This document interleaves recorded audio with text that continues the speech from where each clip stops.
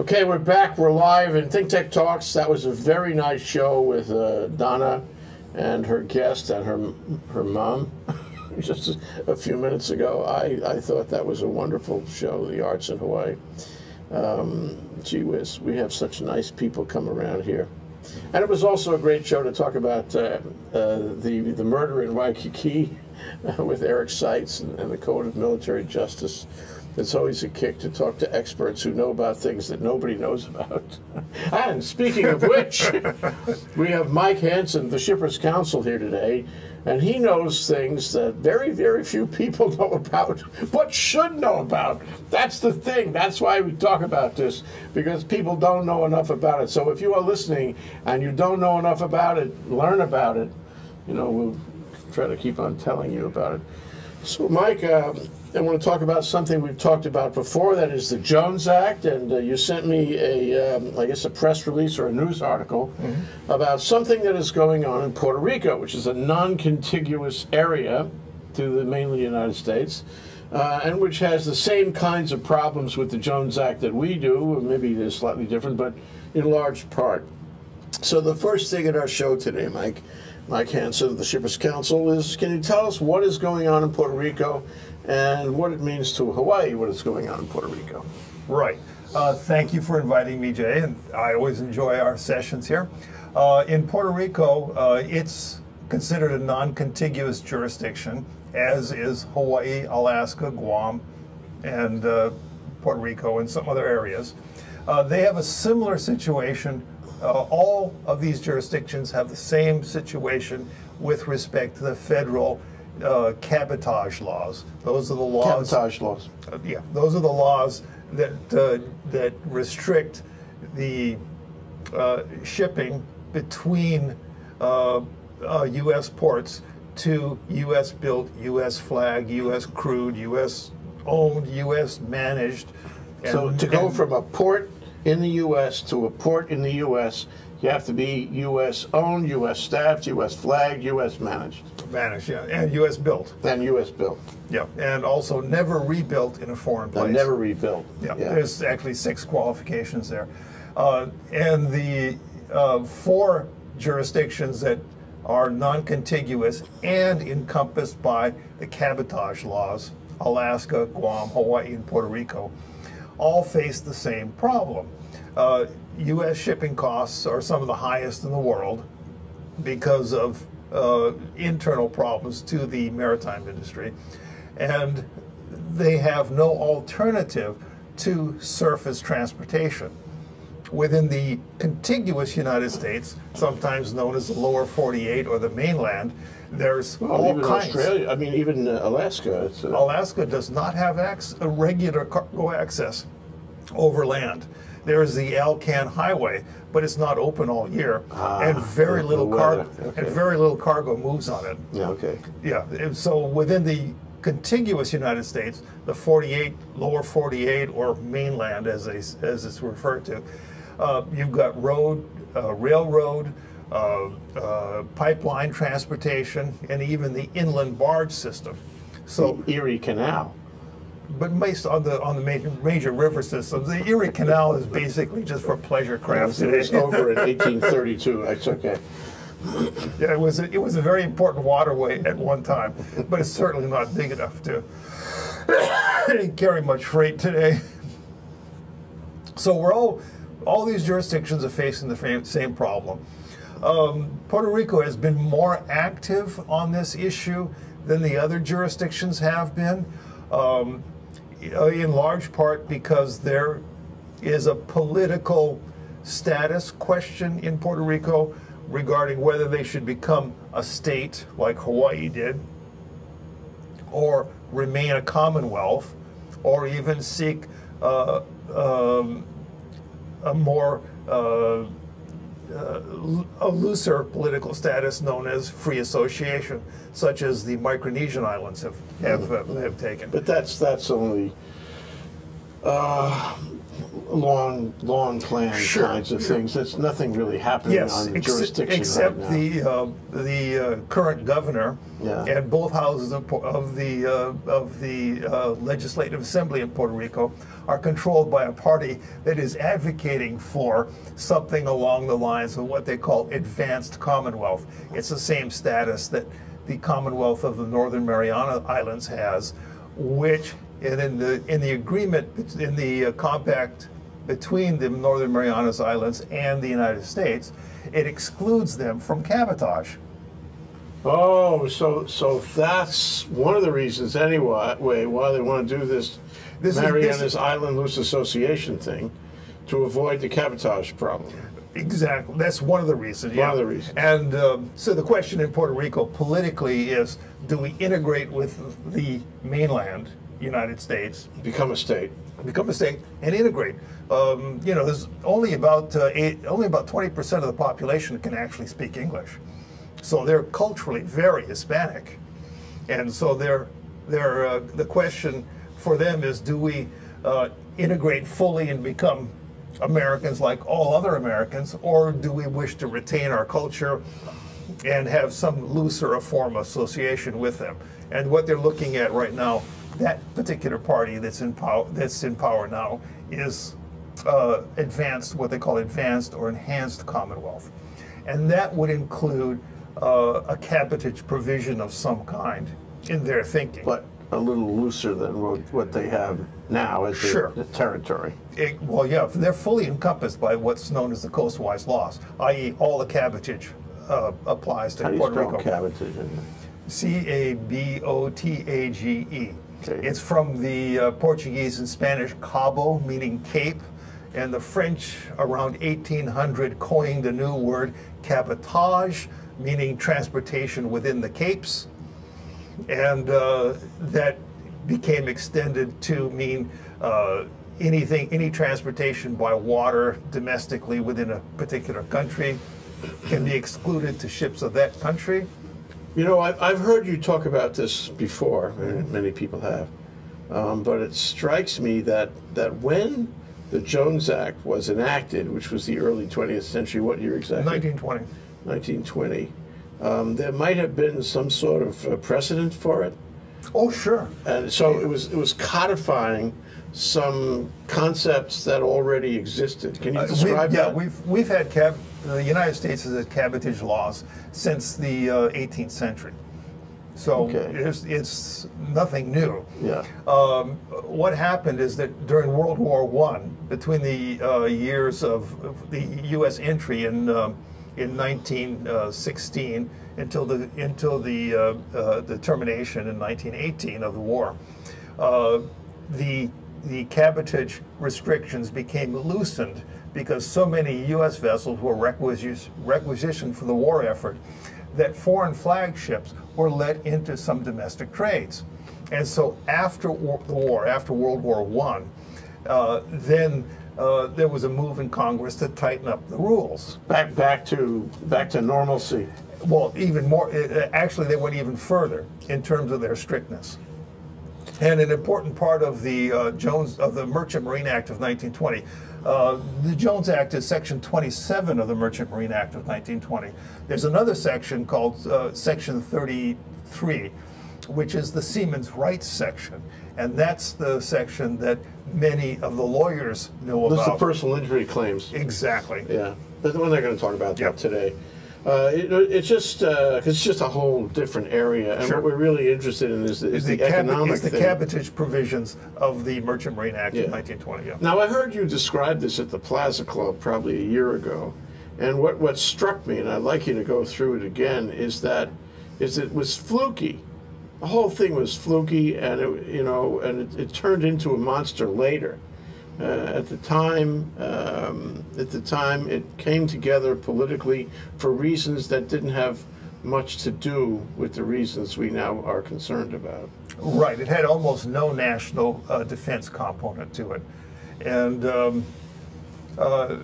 Senator Jones, Wesley Jones, was the Republican senator from the state of Washington, and the interests that were pushing him in the direction of the so-called Jones Act, or what became Section 27 of the Merchant Marine Act of 1920, was that they felt that if they could extend a strict cabotage to the Alaska trade, that they could push out the Canadian merchants, which had a good portion of that trade. And in fact, it succeeded in doing so exactly. that was the reason they wanted to, one of the reasons they wanted to tighten it up. Yeah. To the old cabotage rules, to tighten up so to exclude the Canadians. From the Alaska But it trade. had a secondary effect because they didn't limit it to the trade in that area. It became a national law. Sure. It had cabotage effect everywhere. Exactly, on our coasts. and of course, and not only just the coast, but also to the territories. It was extended at that time. I mean, it became applicable at that time. The territories of Hawaii, Yeah. and the territory of the territory of Puerto Rico, Yeah. territory of Guam, and it even had some implications in the trade with the Philippines, which was a territory of the United States at that Right. time. So here we are. It didn't apply internally in the Philippines, but it did apply to the trade between the United States and the Philippines. Here we are. It's it's 20 years, just a little more than 20 years since Hawaii, since the what do they call it, the Organic Act that made Hawaii a territory. Right. And now we have this thing saddled on us. And at the time, say 1920, with this new tightened cabotage approach, did it have any significant effect on trade then on Hawaii? I don't know. I have never. When did the effect start happening? When did it start choking us? The effects start happening almost immediately. There's actually some very interesting articles that you can find on the internet. One written by Wesley Jones himself, senator, and another written by a man who was in the maritime industry, and he basically, and these were written in 1921, and he basically predicted that this was going to make much of the American maritime industry uncompetitive. And I mean, it's surprising. So it was seen. This is known and seen. Yeah, back when. Some people saw it did see it coming, but others chose. They had a different point of view and didn't see it. It's funny that you say 1921. That was the year of the McCarran-Walters Immigration Act, which was another return to normalcy. Mm-hmm. We've had enough foreign adventures in World War I.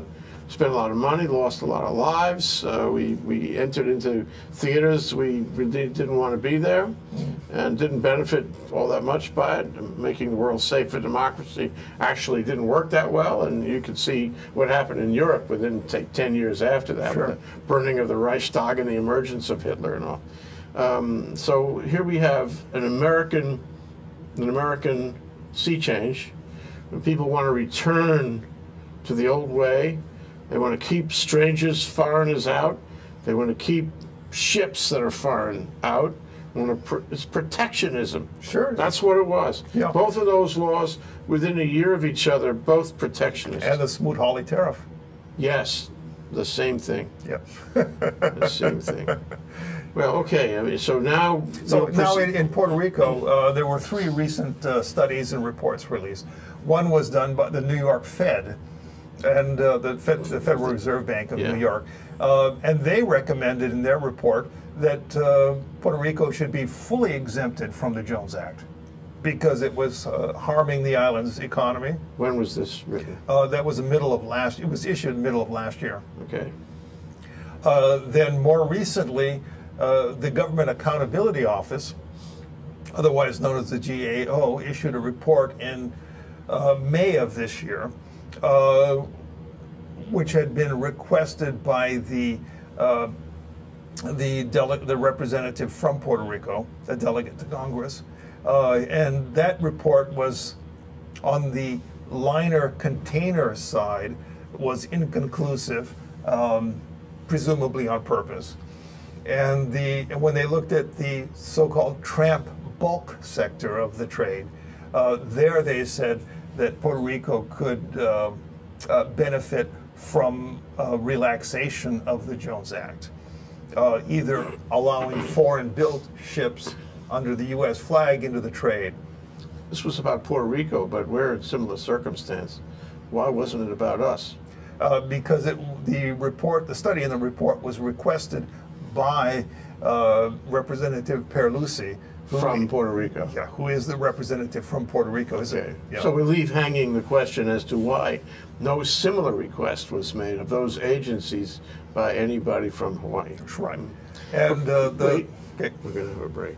We're hanging that question.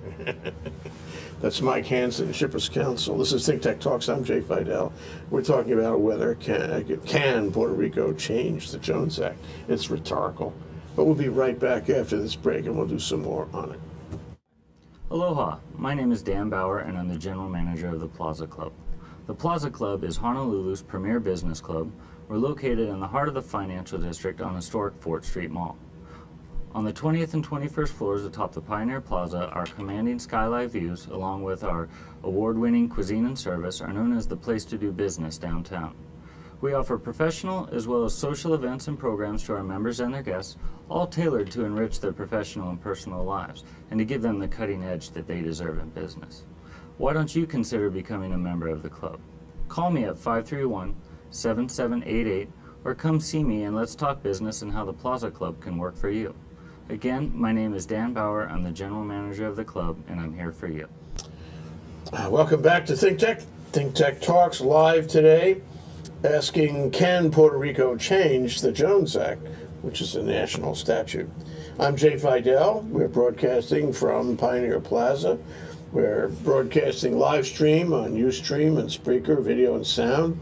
And we'll post this show on YouTube and ultimately on Olelo 54. My guest today is Mike Hansen of the Shippers Council, and he's talking about what he loves to talk about, what I love him to talk about, the Jones Act. So we're talking about, a bit of tumult going on regarding Puerto Rico, where some reports were requested and written about the effect of the Jones Act on the economics of Puerto Rico. And recommendations, findings were made suggesting the Jones Act has a negative effect on Puerto Rico, and suggesting changes. So what's the status of it now? What is Puerto Rico doing about these reports that were written? Right.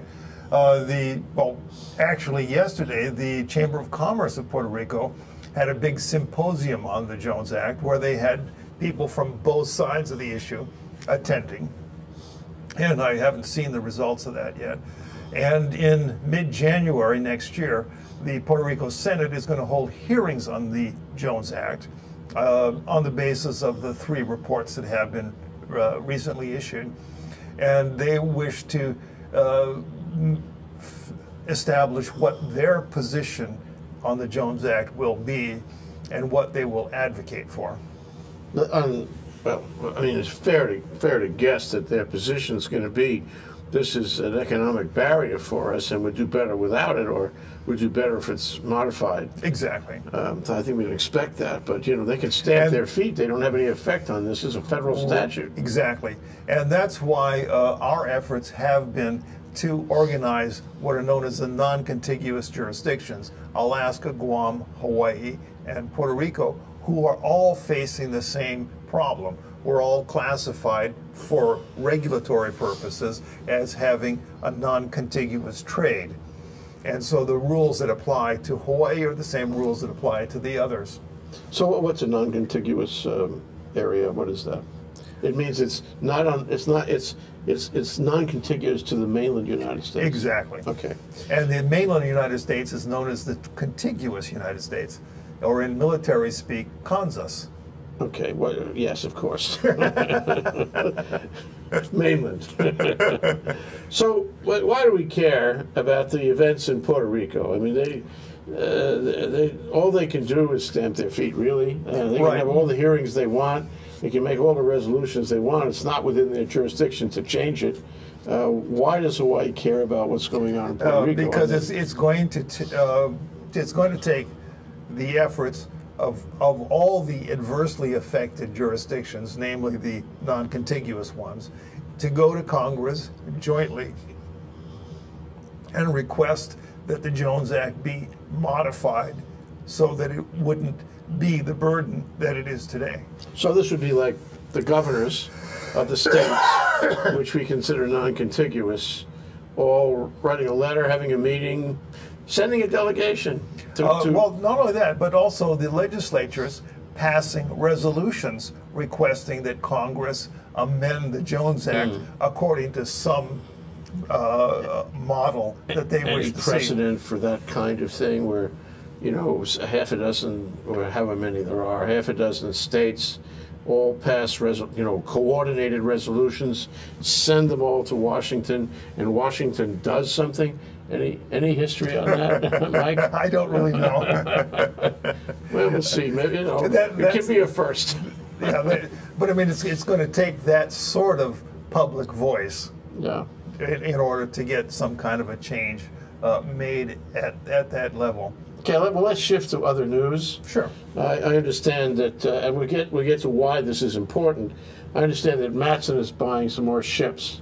Right. Can you talk about that and how that interrelates with the effect of the Jones Act on Hawaii? Right.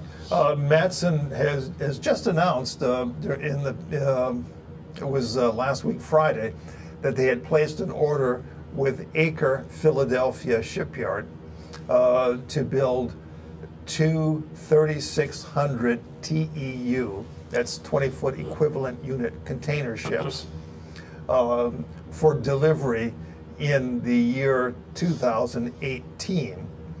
Didn't they just order a number of ships only maybe a year ago?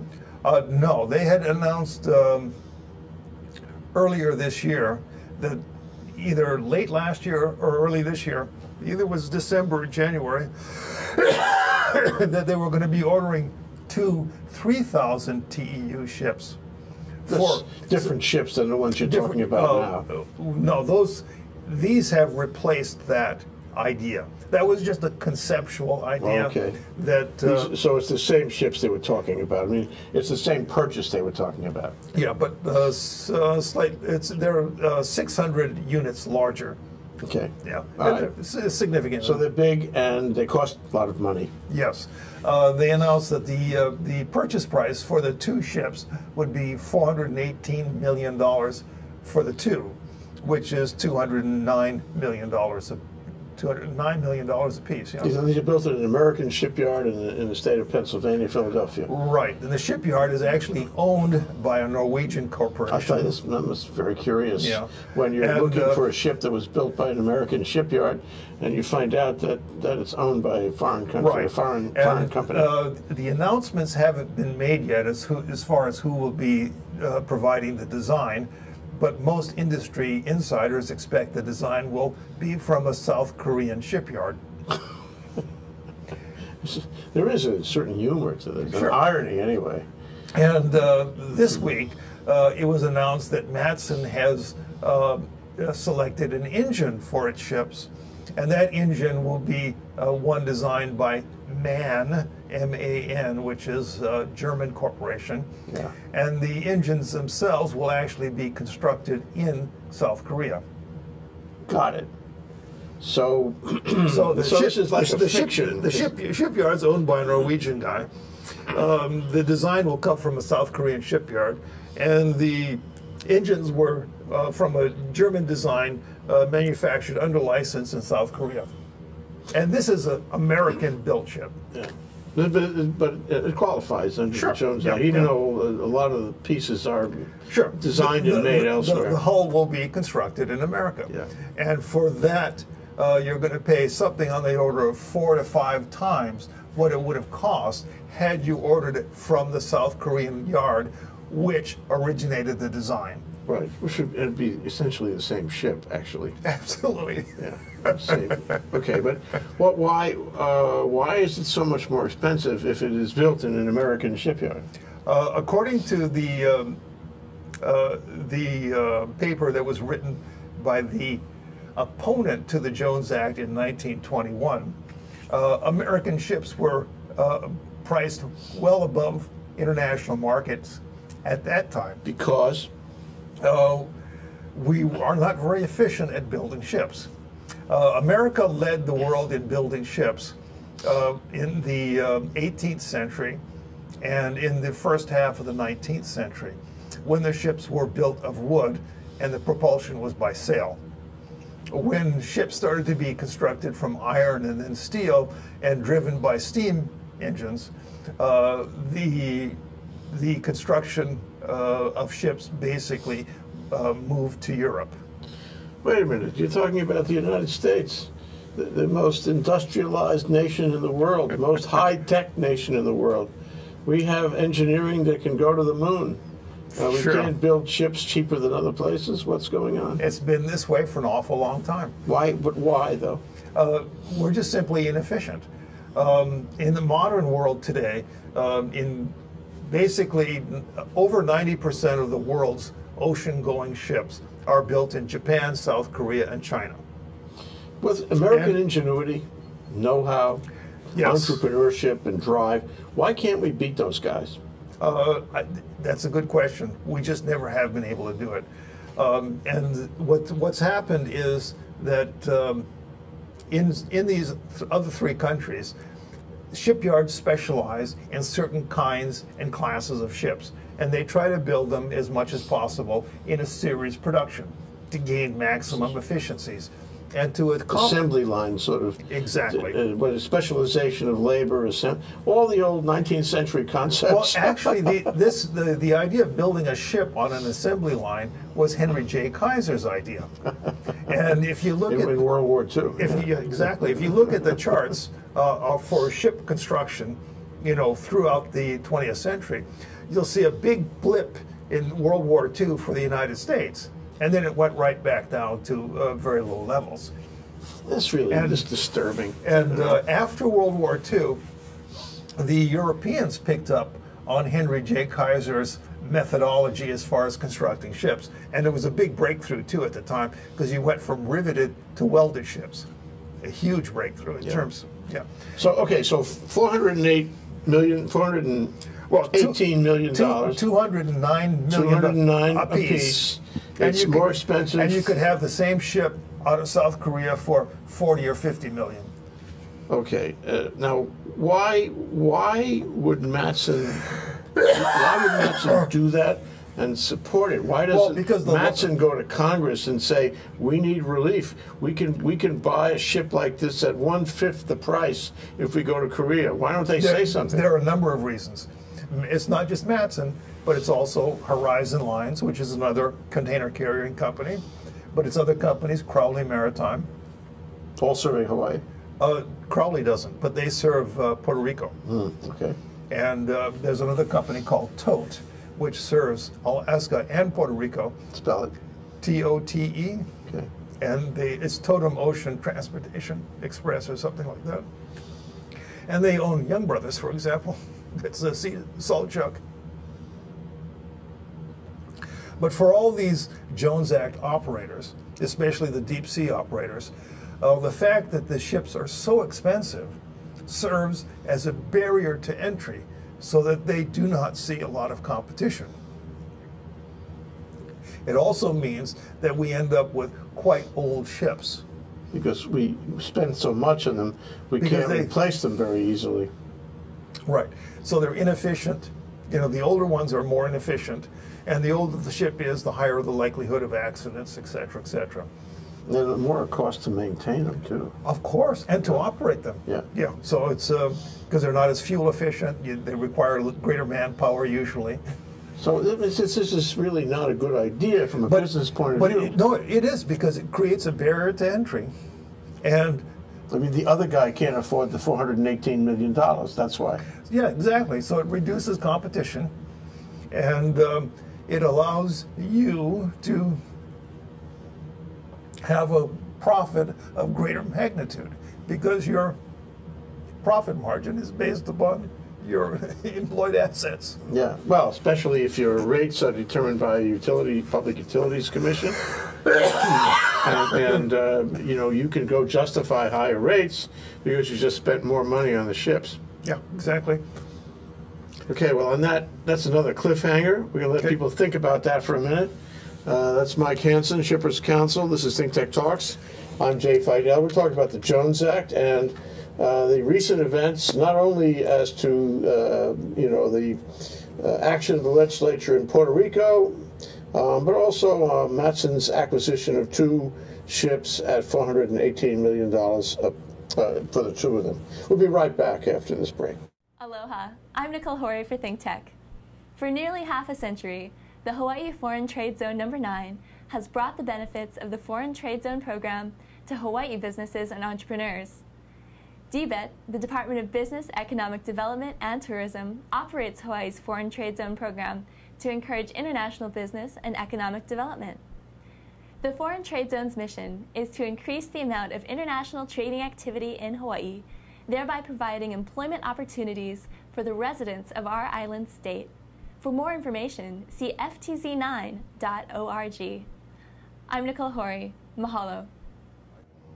That's why the government took them over. We're back. We're live. I'm Jay Fidel and ThinkTech Talks. We're here with Mike Hansen of the Shippers Council, talking about the Jones Act, some recent developments around it in Puerto Rico, and some recent acquisitions of new Jones Act ships by Matson. And I wanted to ask you about the financing arrangements on those ships, Mike. There's a thing in the federal law, Title 11, which allows very special interest rates on Jones Act ships. Tell us how that works. Yeah, Title 11 Ship Finance Program is administered by MARAD, that's the Maritime Administration, and it's basically a mortgage guarantee program where the government undertakes to guarantee up to 83% or something. So that's good for the American shipbuilding industry, isn't it? And for the American ship owners, yeah. It's a direct subsidy of American shipbuilding. So in the case of these $418 million worth of ships Matson's building, it's getting a good rate. Yeah, they'll be able to finance probably 80 to 83% of the purchase price through Title 11. Typically what Matson... It's a lower interest rate.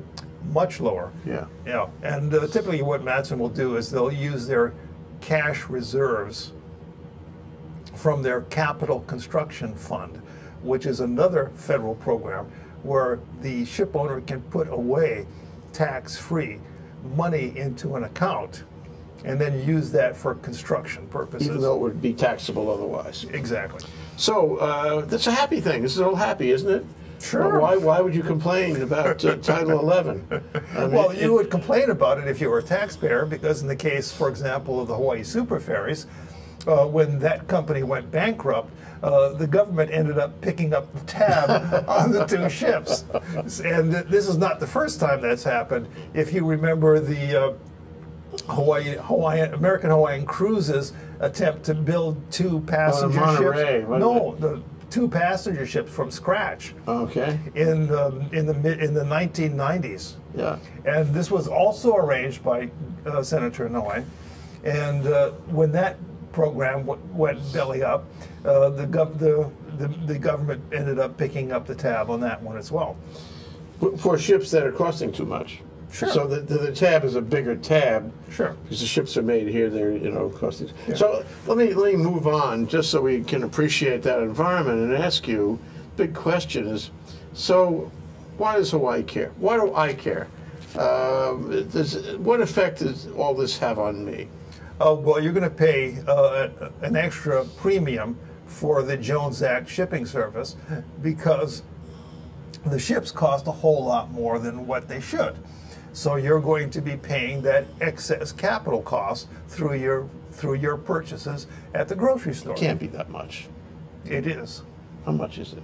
Over 10 years, you're talking hundreds of millions of dollars. To the community here in Hawaii. Of course, yeah. In additional cost to the shipping company that has to be made up in higher freight rates. Hundreds of millions. A billion, maybe? We did some studies in terms of the Jones Act back almost 15 years ago now, using a methodology that had been established by the International Trade Commission. And the actual difference in the Jones Act freight premium was something on the order of $450 or something like that per year between Mats and Horizon. And also the bulk sector, the tankers that are carrying cargoes between here and the West Coast. And like oil. Sure. And also refined products. And when you take that and use their model for understanding what the impact is through the economy, that number came out to an order around a magnitude of $1 billion a year. Oh. But people dispute whether that's an accurate assessment of it. So maybe it's only 800 million. I mean, it's still, 100 million here, 100 million there. But see, and also the problem is that it not only does it cost you out of pocket, but it reduces competition because the cost of the ships is so great. Right. If you had more competition, then the price would be less.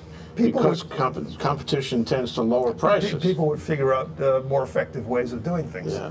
And also, there's lots of cases where shipping just simply isn't available. For example, Hawaii ranchers would like to ship their young cattle to the West Coast using a cattle carrier or a livestock carrier. There are none in the Jones Act fleet.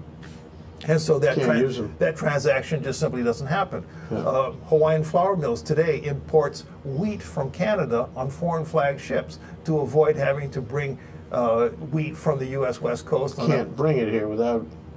There's no bulk carriers in the Jones Act fleet, and because the wheat's coming that direction from Canada, we haven't had any imports of feed grains for an awful long time, which impacts our animal industries.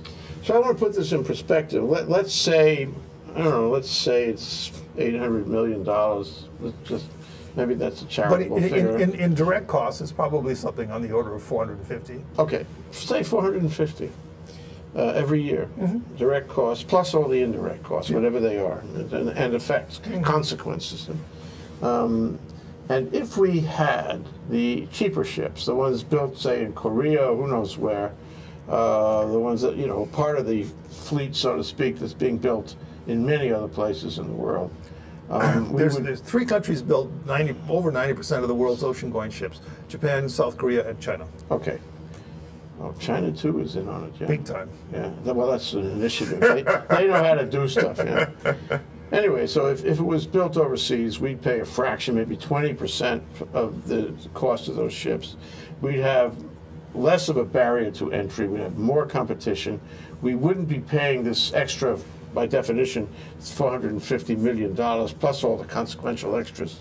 Okay, and that money, that savings would go, am I right, into our pockets. It's sort of like buying foreign oil. The savings you have goes into the pockets of the people living in Hawaii. Sure. It becomes part of their disposable income. They can go down and buy things with it. They can lead a better life. Every man, woman, and child has more disposable income if you make this kind of thing more efficient. And not only the individual, but also businesses. And you don't know what kind of business might benefit from those new arrangements.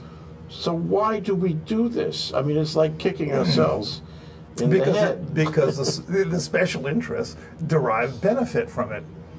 And the craziest part about the Jones Act, or the cabotage laws in general, is the build requirement.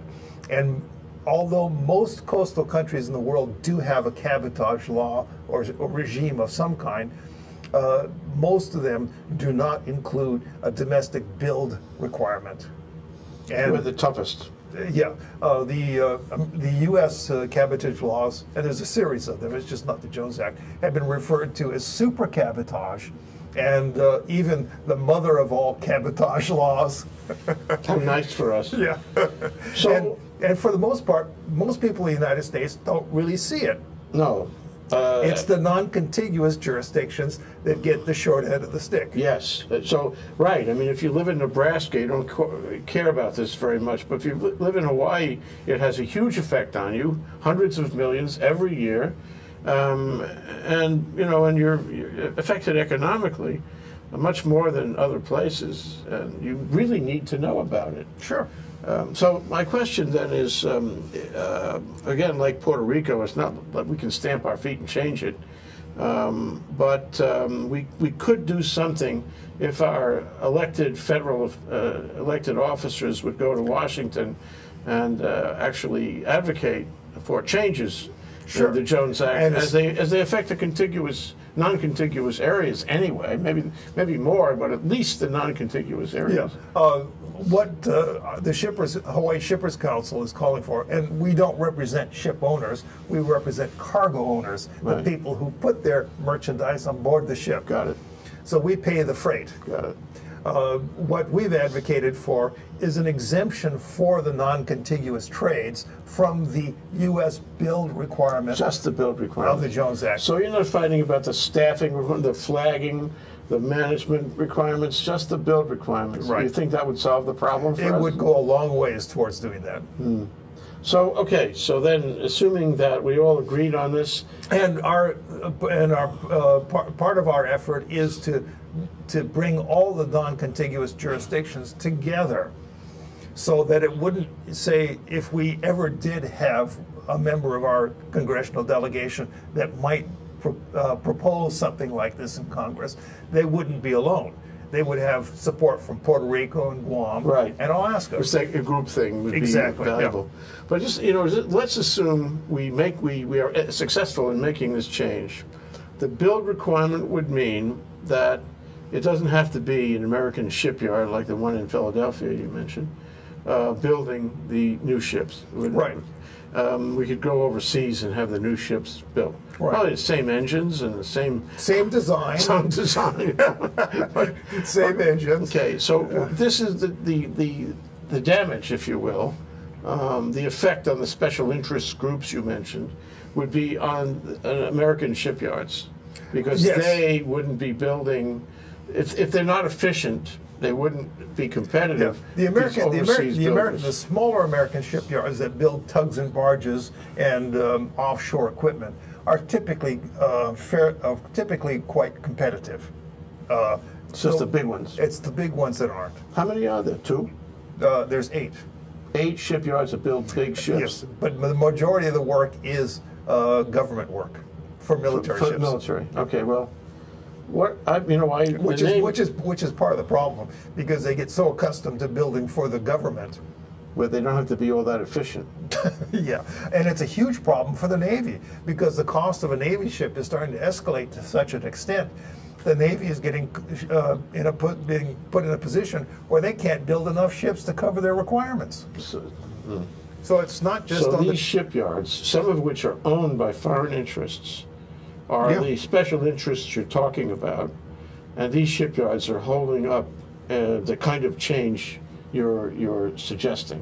Right, but for them to actually get their pricing down to what you can see in Japan and South Korea, for example, they would have to be able to build for export, meaning they would have to be able to build at a competitive international price to be able to sell their ships to a Greek owner or to Which they can't do. Exactly, and if you can't sell a ship at an international competitive price for export, you can't get the production runs you need.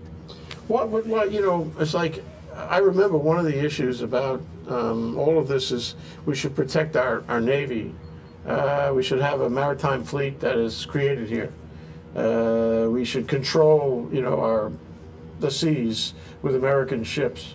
But it wouldn't make that much difference, would it? Because I recall there's not very many of these big ships being made in the U.S. anyway. On average, since 1992, the U.S. has constructed around 2 deep draft ocean-going ships per year.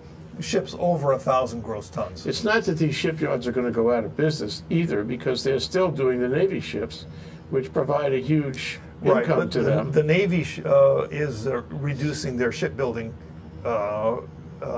requirements. Okay. Basically, because the price is going up so high. Even the Coast Guard, they've been operating these old cutters that are like 50 years old, and because the cost of building the new so-called security class cutters is so high. Oh. They're talking $400-something million a piece. There are no shipyards that build ships of that class, of that size here in Hawaii. We don't. No. We're not protecting any particular shipyard. There are no shipyards of that size anywhere in the non-contiguous jurisdictions. So it's a direct transfer of money from us to them. Right. The old story. Yeah. Okay, so all this on the table, what is our delegation doing to protect Hawaii from 450 million plus other damages that we suffer because we're forced into these expensive ships? The current delegation, as most previous delegations in the past, have been supportive of the cabotage laws. Why? Because, well, a number of Really, reasons. why? Cabotage is an issue of support from the labor point of view, and most Hawaii Democrats are very much in the labor camp. So it's the labor interests, Sure. that are putting pressure on the delegation. Yes, and not only the shipboard labor, but also the dockside labor, the ILWU.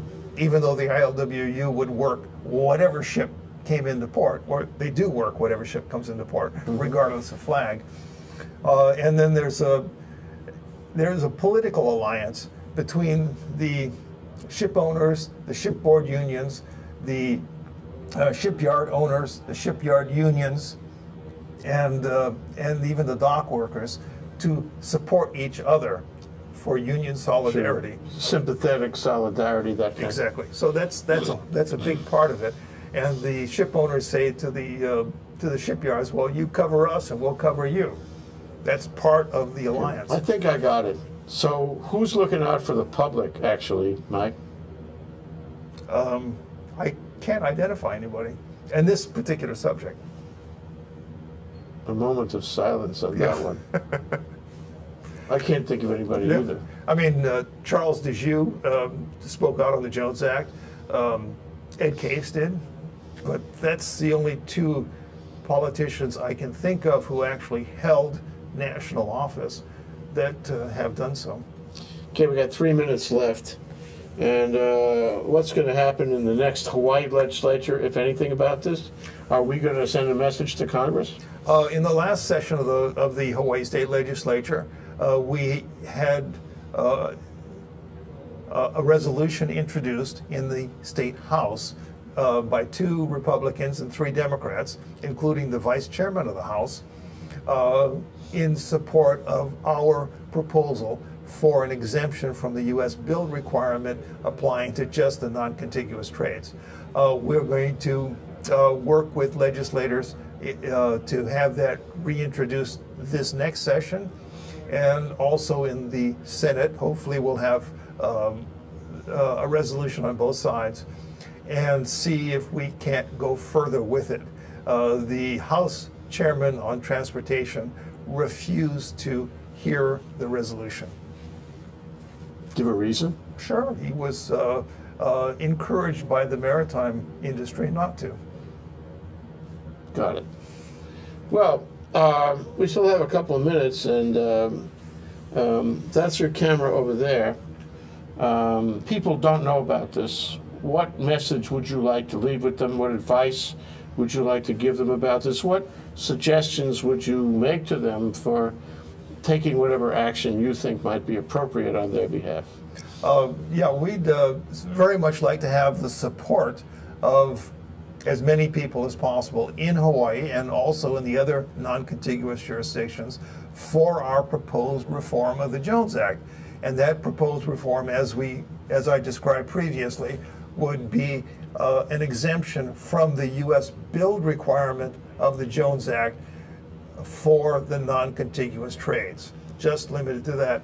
That would leave in place the flag, the crew, the ownership, and the other requirements that are currently there. It would not be that great a disruption in most people's lives. It wouldn't displace any seamen, and it certainly wouldn't displace any shipyard workers in the non-contiguous jurisdictions. But it would save money on the ships we buy. It would make the ships that we buy, that the ship owners buy, much cheaper, and it would bring down the barriers to entry. It would increase competition and lower the carrier's cost structure, and lead to lower freight prices and ultimately lower prices on the grocery store shelf. And ultimately more disposable income for every man, woman, and child in the state of Hawaii Right. by hundreds of millions. Yes, our estimates from the late 90s put it at around somewhere between $2,000 and $3,000 per family. Okay, that's Mike Hansen, Shippers Council. We're talking about the Jones Act and about events in Puerto Rico, events here. This is Think Tech Talks. I'm Jay Fidel. Thanks for listening. We'll be back in a few minutes with Hawaii, the State of Clean Energy, our normal energy show, which we broadcast on KGU as well as on Ustream and Spreaker. We'll be right back.